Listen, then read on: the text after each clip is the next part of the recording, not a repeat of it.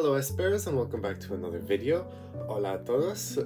Hoy vamos a hacer un examen en español. Today we are doing one of the Spanish exams for mathematics, which is the selectividad examen, which is sort of the exam that you have to do in order to get into university. And it is on a topic called Matemáticas 2, so this is sort of pure maths in a sense, from my understanding. And it's one of the options that you have between the different types of maths that you can do, similar to how in the A-level system you can pick. Now the exam is in Spanish. Luckily I speak a bit of Spanish and I did manage to read the instructions, but I tried to do another one of these exams already as practice, and it turns out that you're not allowed a calculator on one of these exams, and I was using my calculator the whole time to check my answers and do vector multiplication and everything, so I have to redo it because that was cheating. That was not fair. So let's see, and actually maybe I can get a better grade this time. All of the questions are in Spanish, but I've made sure to still translate them, so for anyone who doesn't speak Spanish there will be a translated version of the question on the page, so you'll know what's going on. Last time I did the exam I didn't translate it beforehand, but this time I did, just so it's easier to follow for anyone. And yeah, let's get right into it. So the exam is an hour and a half long. That's how long we have.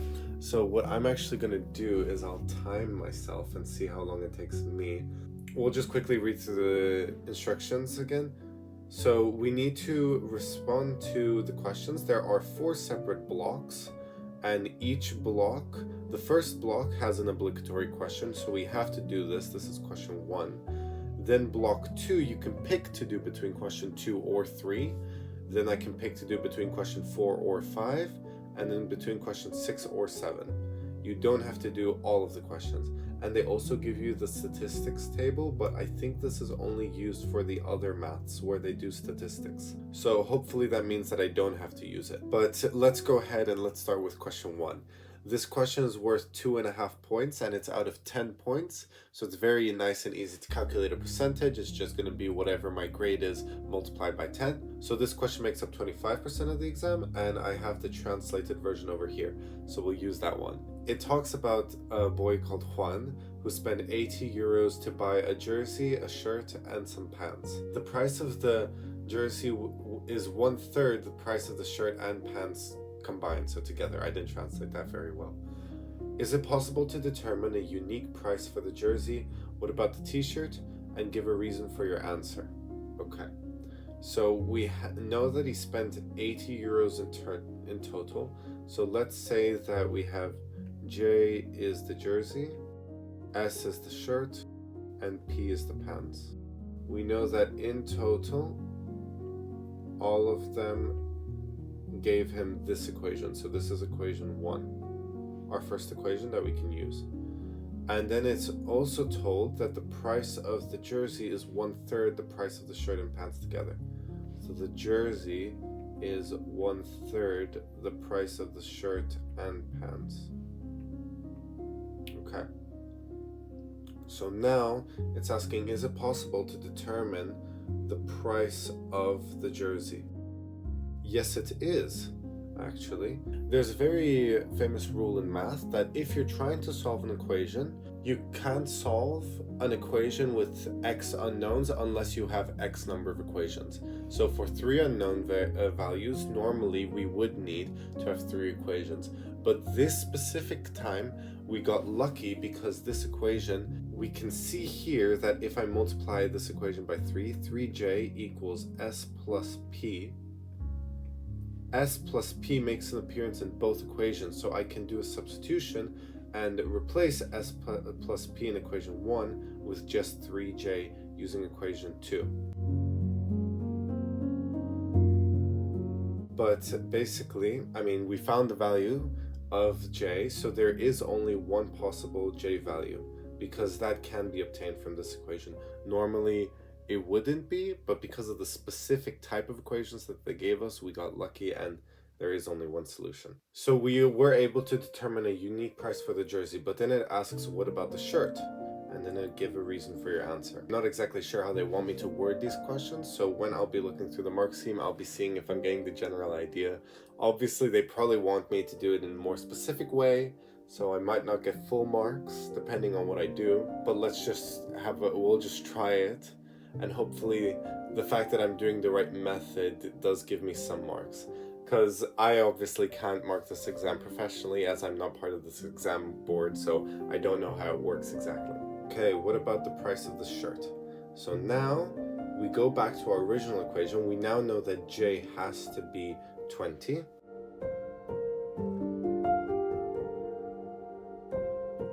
So now what's happened is that our two different equations have become the same equation, which means they're useless, because if we want to find the solution to two different variables, we need two distinct equations, and these two are the exact same. So in this case, there's no neat trick that we can do, nothing like that. So sadly, that means that we can't determine a specific price for the shirt.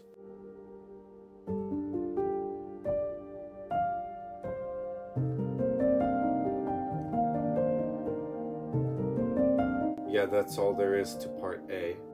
So now we'll look at part B. If Juan waited for a sale, he would have spent 57 euros instead. The jersey, shirt, and pants would have been on discounts of 30%, 40%, and 20% respectively. Calculate the price of each item before the sale. Okay, so now we're given a third equation, and this equation is relating the cost of buying all of the items when they're given on a sale. So instead, if I now make a second equation, if the price of the jersey is now 30% less, it means that we have 1 minus 0.3, which is the same as 30%, times J, which is 0.7, or I prefer to write as a fraction 7 over 10. And we can do the same calculation for each other one. And that gives the price of 57. So now we do have a third equation given to us. Let's rewrite it and use it along with this equation that we found. I'll call it equation 3. Let's rewrite this equation to a simpler form and then use equation 3 in order to help us get the final answer.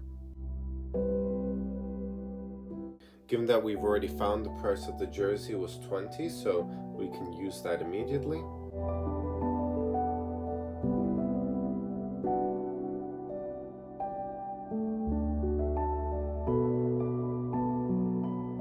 So if I move around and simplify, I get this equation. We'll call that equation 4. And I'm going to quickly go back to equation 3 and rewrite the price of the pants to be 60 minus S. So that means that now we can replace P with 60 minus S. Oh, I've made a mistake somewhere in my formulas. Ah, it's because I moved J over. This was supposed to be negative.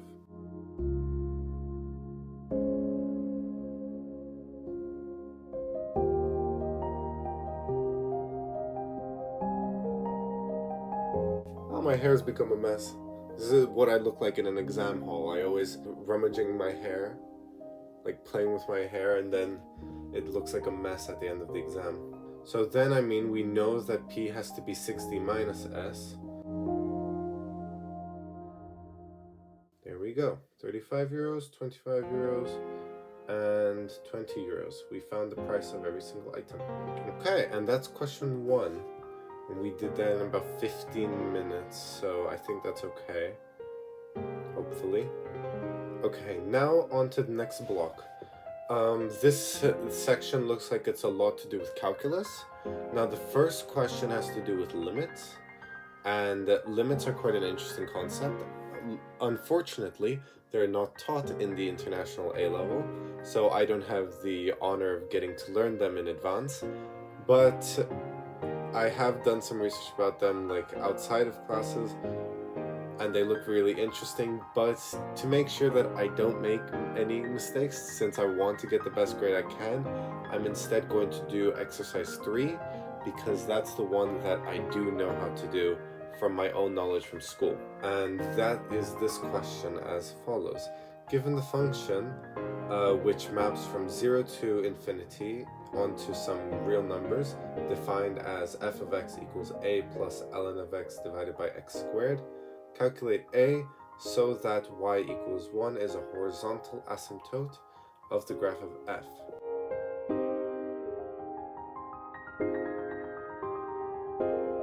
Oh my gosh, it's also a limit. So an asymptote is a value which a graph approaches but never reaches. So what I need to see now is what happens to the graph when I put in different values of x and see what they approach. So for example, we'll probably look at the two limiting factors. So from when we plug in 0 and when we plug in infinity, what's going to happen?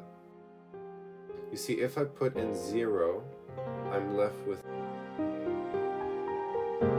because ln of 0, as ln gets closer and closer to 0, it drops down closer and closer to negative infinity. And then if you're dividing that by 0, it's just going to probably drop down even faster. So it's basically just going to shoot downwards is what I'm guessing. So there's no value of a that makes that a horizontal asymptote, because it's just a vertical asymptote as it approaches 0. And this is also an indeterminate limit because it's infinity, well, minus infinity divided by 0, which you can't do as far as I'm aware. Then if you use infinity instead, what happens to that? Well, that's what we need to see, because as ln increases, as x increases, ln increases, and as x increases, x squared also increases. So both of these will go towards infinity. Can't believe it turned out to be a limit question after all. Here I was thinking I could avoid the topics I don't know so well. This will basically turn into infinity divided by infinity, and we can't do that. And there's a very handy trick which is called L'Hopital's rule, which is a tool that you can use, which basically all it does is it says that the derivative of the function on the top and the bottom, its limit will be the same as the original limit. So if I take derivatives of the top and the bottom, it's going to be the same as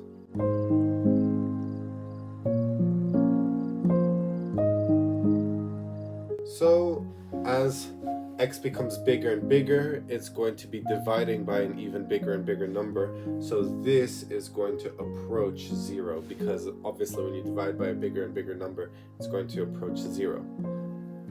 So that is our asymptote, is the fact that it is getting closer and closer and closer and closer to 0. What I think that means then is that if we want a horizontal asymptote at when y equals 1, all we need is to make a equal 1, because then as x tends to infinity, this whole expression is going to, this part's going to turn into 0, and then all you're left with is the a, so the a would have to be 1.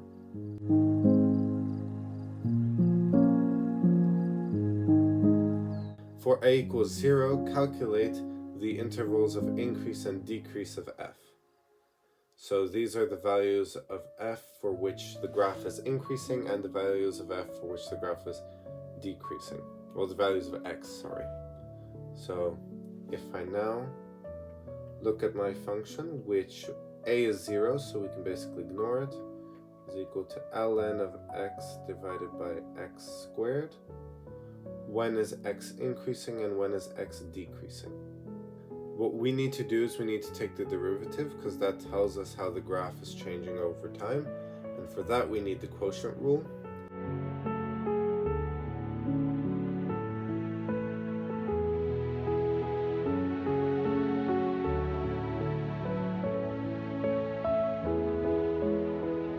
So now we've got a very interesting function, and we need to see how it changes over time.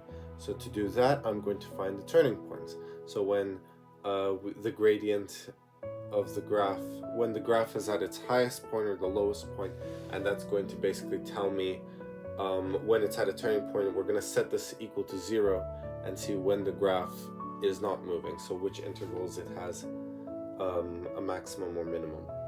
So if we set this equal to 0, the denominator doesn't matter, we only are looking at the numerator. So that is a turning point on the graph, which means that either before that it is going upwards and then it's going upwards and then it goes down, or it was going downwards and then it decided to turn up.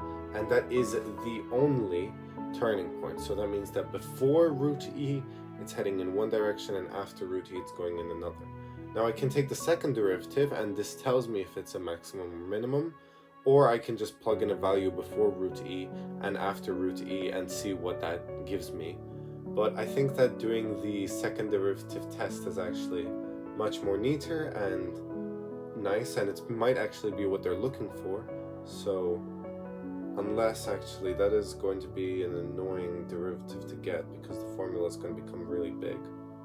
Alright, we'll do the second derivative test, but it might take a while to calculate this.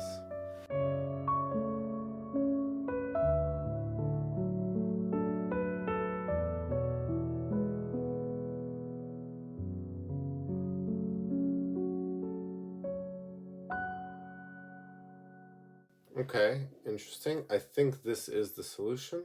So now we need to see, is this positive or negative? And then depending on that, it tells us if that point is a maximum or minimum.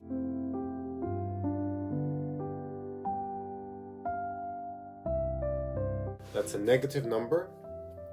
And if it's negative, then that means that that is a local maximum point.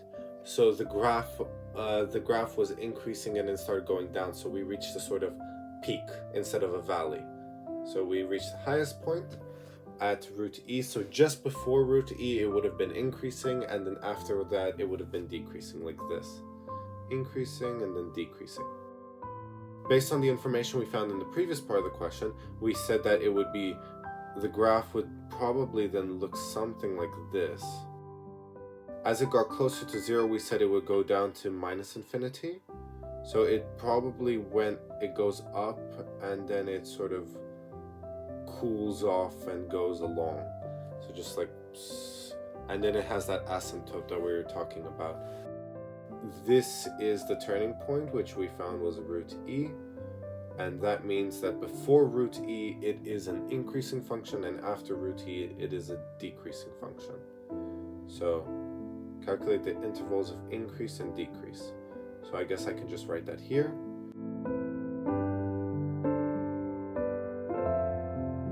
This is set notation I'm using. It's a very fancy form of just writing basically an inequality. I could just, maybe I'll just write it like this. That might be better. And then it goes to infinity. Obviously 0 and infinity not included. They're not in our range. And root E is not included because that has a derivative of 0. So I think that answers the question, hopefully. Hopefully I'll get the marks for that. And now we are at the 30-minute mark. Okay, so we've been at it for quite a while now. Next up, we have the point here. There's exercise 4 or 5. Both of these have to do with 3D vectors and vector planes and like vector spaces, just like having lines and planes inside of using 3D vectors and all of that. And I decided I'm going to do question 4. Both of them are quite doable, but I thought that question 4 was more interesting, and I was thinking if I had to do this exam, I think I would pick question 4 over question 5. So let's go ahead and do that one. So what we have here is we are given 4 different coordinates, the origin, and then coordinates A, B, and C. And what it's asking us is to find a value for M, which is part of coordinate B, such that the tetrahedron formed by the points OABC has a volume of 3 units cubed. Now, what I didn't think about before I chose this question was the fact that I better remember the formula for tetrahedron, because I also need this for my exam. Let's see if I do remember it. I believe that the volume is... But I get to pick what I want to make each vector. So because each of them are basically points in 3D space, let's say we've got the origin. What I can do is I have the vectors which go from O to A, O to B, and O to C, and that would just basically be those coordinates. But because I know that doing the cross product of a value of a function with a variable, it's going to be a bit complicated, I think that instead a very nice thing I can do is that these don't matter in which order I do them, because it'll still give me the same answer. It's not like it knows which one is A, B, and C. I can make any of them A, B, C. So I'm going to do it like this, and that should equal 3.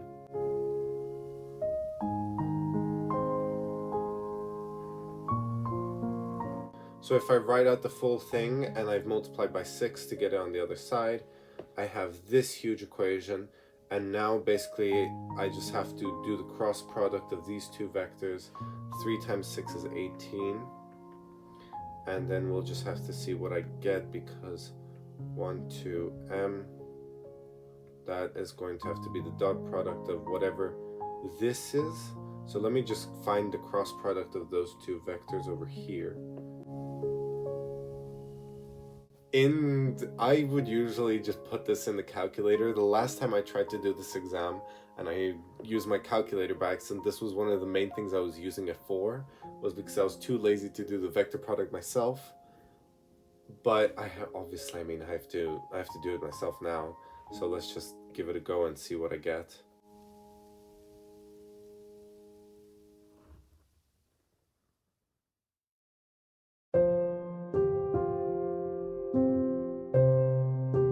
I am praying that I got this right, because I don't remember for certain how to do the cross product. I think this, I mean, I'm pretty sure this is the right method. I do remember this formula of writing it out like this determinant of a 3 by 3 matrix.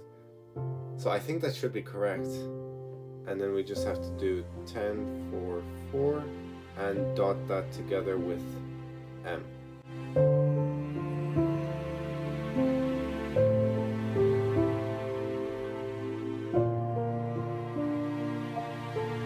Does it specify in the question if m is going to be positive? Los valores, okay, so valores means the values. I don't think I wrote that in my, yeah, the values of m, sorry. But it's supposed to be the values because, of course, we have the modulus sign, so we have both of these equations are possible solutions. In this case, m is going to be 0, and in this other case, we have 4m equals minus 36, m equals minus 9. So we've got two solutions for m is 0 and m is minus 9. And that answers part A. Okay. For when m is 0, calculate the distance of O to the plane that passes through the points A, B, and C. So now what we have is we have the point O, and then A, B, and C. And A, B, and C together lie on some plane, and we want to find the shortest distance from O to the plane. Now there's a very, very nice formula for this, which luckily I believe I have memorized, and it is that the shortest distance from the plane to any point is going to be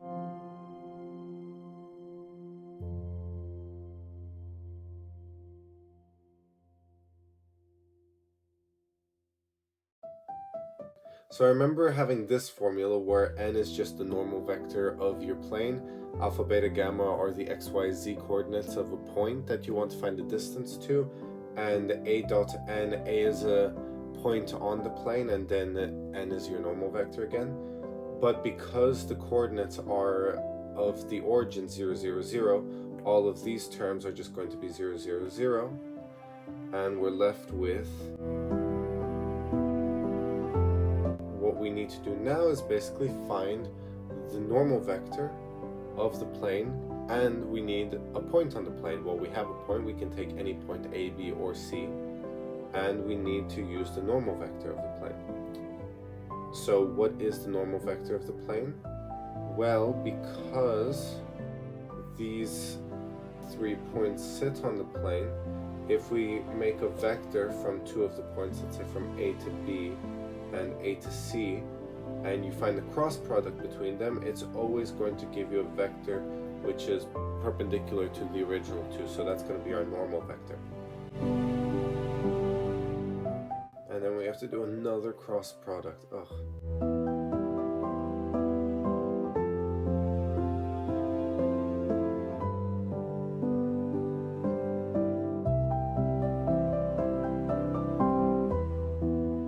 Okay, so these are two vectors that we have that lie on our plane, and if we find the cross product between them,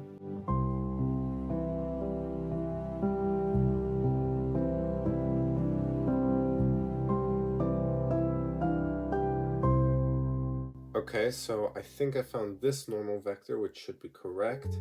And now if I take that and dot that with any of the points, it should give me the distance to the origin. Let's take the point A, 0, 2, minus 2.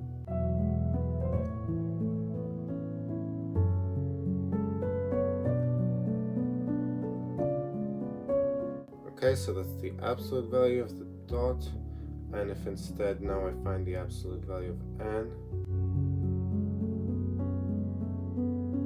Okay, now that I have the absolute value of the normal vector and I have A dotted with the normal vector, we should be able to find the distance by simply dividing those two. And that should be correct. We are now 47, almost 48 minutes in. I want to quickly try and do this dot product with a different coordinate, so like B instead, because it should give me the same result. I just want to test that, and then if it does, I'll be satisfied and say that we did the question correctly. Okay, so I just mentally tried it out with B and C and dotted it with N, and both of them gave me -2 as an answer, which means that this value is correct, and that even if I used B or C instead of A to find the shortest distance, I would have gotten the same answer. So I think that the answer is 2√5/5 units. And now we're on to the last question. For the last block, we have to choose between exercise 6 or exercise 7. I decided to go with exercise 6 just because exercise 7 has so much writing on it, and I didn't like that. For example, the last paper that I tried to do, there was also a lot of writing on the last exercise, so I picked exercise 6 just because I didn't want to do so much writing.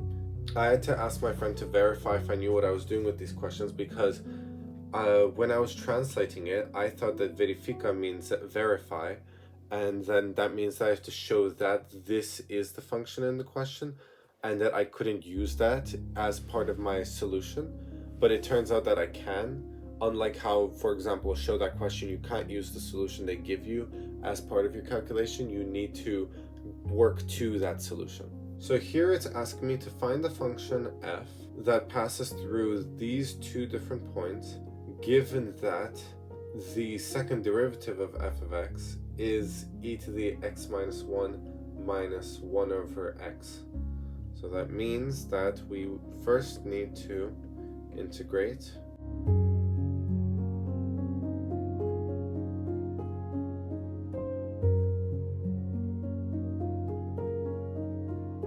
we need to now integrate that again to find f of x.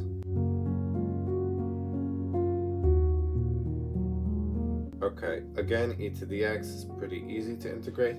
Ln of x is a very interesting integral because we don't have a standard result for that. And I'm not sure, I mean, I do know the solution to it, but I wonder if they might want me to show how I get to that solution, since it's not really a standard result.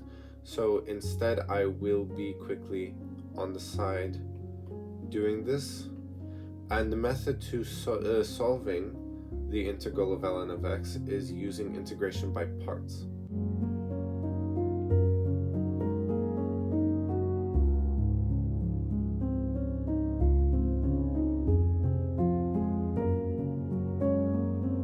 So that means that this integrates to x ln of x minus x. I've been putting the absolute value around the ln, but the truth is that the function only takes in values that are greater than 0, so actually I think we should be fine without putting it.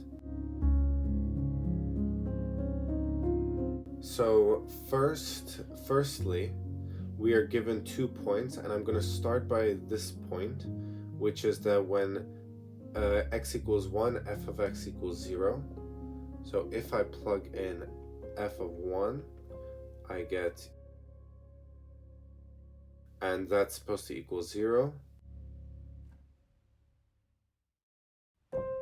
Then we have another value, which is much, much bigger.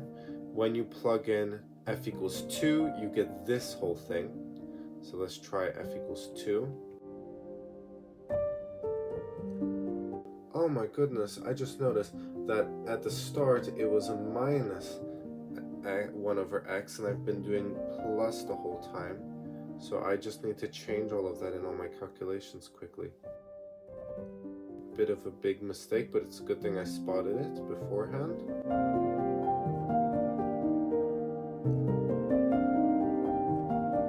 I believe that should be correct. And that has to equal e minus 2 ln 2.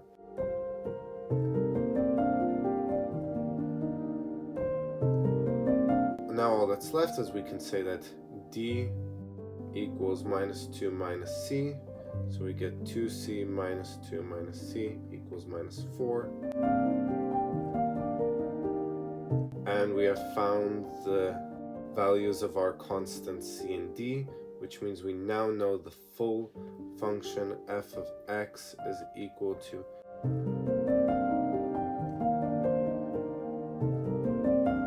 and that is our final function. Oh my gosh. Wow, and we managed to complete that in 58 minutes so just under an hour. Okay, wow, that's actually quite a lot of work. I'm almost sweating. Quite a lot of very common, pure questions. I'd say that these are slightly, they're not the same as what you would find in A-level, but I mean, it's all the same techniques. Maths is the same universally, so all the questions are going to be quite similar. It was quite a lot of work, but very interesting. I'm going to quickly check how I did and then come back once I've marked my exam. Okay, I'm back. I finished marking, and obviously the things that they would want you to see, the specific parts of the working, was not the exact same.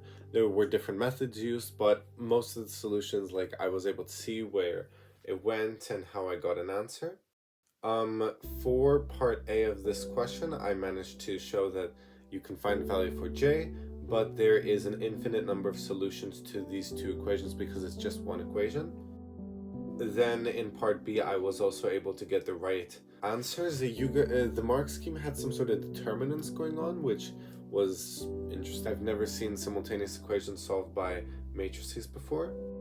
Then for this question, I also managed to get the right answer, at least I think so, because the mark scheme actually only found the limit that it goes to 0, and it didn't actually find the value of a, which I thought was a little strange. Maybe I have the wrong version of the mark scheme, but if this thing goes to 0, then that means that a has to be 1 for the horizontal asymptote, so I'm going to assume that must be correct. For part B, I was also able to get the right answer. Of course, their form of writing it and their wording and like the notation was slightly different, but I'm going to give myself some leeway in order to still get the marks. Now, this question about the vectors went horribly wrong. I got the values of m incorrect, and I haven't checked why it was incorrect. I'm going to guess that it has to do with my calculation. So I'm going to, now that I finished the exam, I'm going to check which part of my calculation I got wrong using the calculator. I mean, it's probably the cross product that I messed up. Oh my goodness. Oh my gosh, I had it right here that it put -4 and -4, but I didn't put the minus signs for some reason. And then I lost, oh my goodness, it was supposed to be minuses over here. And then you would end up with m is 5 and m is 4. I can't believe I missed that. Oh, that's such a stupid mistake to make. Oh well. So I got that part of the question wrong. Luckily, you didn't need part A to do part B. I was able to get part B right. It was 2 √5 over 5 units away from the origin. However, In the mark scheme, they also found the closest point to the origin.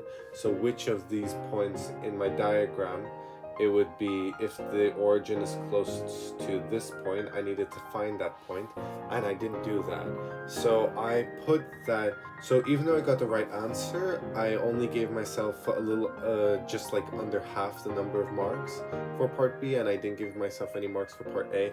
Maybe I would get some method marks. I mean, I don't know how the mark scheme works exactly, so it's basically entirely based off of did I get the right answer. I'm not looking at the actual method, so here I only got 0.5 points. This last question was also okay, everything went well. I did end up finding the correct function thanks to my double integral and finding the constant, so that was also perfectly fine. And that means that I got 3 out of the 4 questions completely right, so that gives me 75% plus the 0.5 that I get from the vectors question, which gives me 80% or 8 out of 10 as they have in the Spanish system. I'm quite proud of myself for that. I mean, that's a pretty good grade, I'd say. I don't know. I don't think that's enough to get you into Spanish Maths University. I don't know. If you want to do specifically maths. This is also done in these provinces, I believe. But basically, yes, so this was the exam, I think, of June 25, which I was able to find online. So hopefully it's not like a locked paper, like we have locked papers are 25. I just picked 25, but now I'm thinking about it, I hope this isn't a locked paper and I'm not allowed to release this. But it was really, really interesting to do. I have some friends who study in the Spanish system, and they have this exam coming up for them. So the best of luck to anyone who has to do this exam. Muchísima suerte a todos. It was very fun to do, well, fun, but it was very interesting to do, especially to compare to the A-level system, considering these are all sorts of questions that they might ask us. There's nothing to do with limits in the international A-level. This question seems very, I think this is like very pure 2. So this is like a P2 style question. They like to ask indefinite integrals in P2, and then maybe they would, but maybe this is a bit more of a complicated one because we don't do exponentials and logs until P3 and P4. This is a very, I think this is FP3. Yeah, this is very much an FP3 style question. They would ask about these topics. This is things that we do cover in FP3 for the vectors chapter. And then the limits, they don't really ask us about. But they could ask us about the horizontal asymptote. Like, we need to be able to understand the graph and how it changes. We just don't learn it so formally as they do. This increase and decrease, I don't think they would specifically ask this style of question, but it does seem similar to the kinds of things that they might ask you, like for what values of x is it increasing or decreasing. Such a big worded question, they don't ask that many worded questions anymore actually, so this isn't something they'd ask. They also wouldn't ask for your knowledge on if you had unknown variables and if you were able to find solutions to those equations. I don't think that's something that really could come up. So this first question is very unique in that way, but the rest are quite similar to things that we have covered. I'm really glad I got to give it a go, because obviously it's nice to see the different types of maths. And yeah, thank you so much for watching. I hope you have a nice day, and if you do the system or the A-levels and you have any exams coming up, best of luck and have a nice day. Goodbye.